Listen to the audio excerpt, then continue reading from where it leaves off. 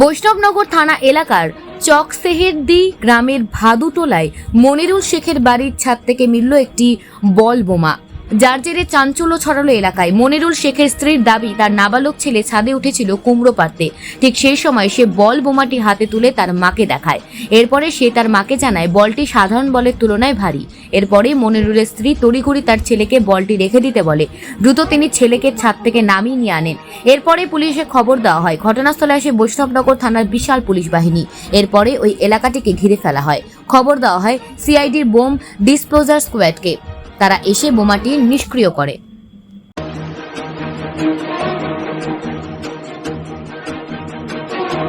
বলতে পারবো না কিভাবে আসলো।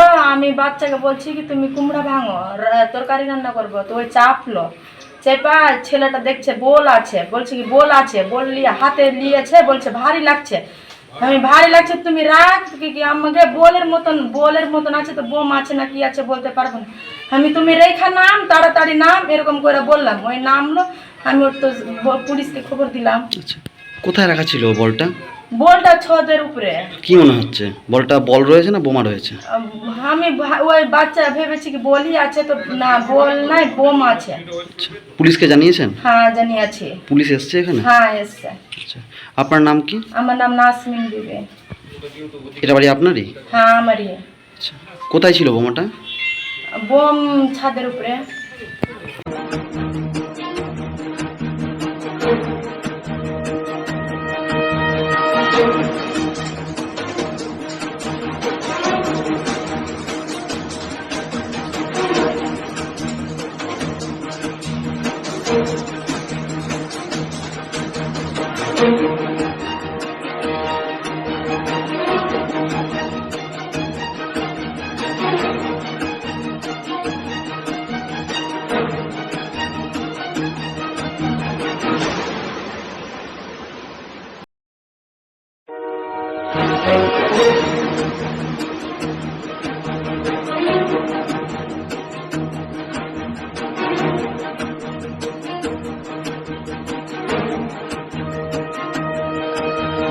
Thank you.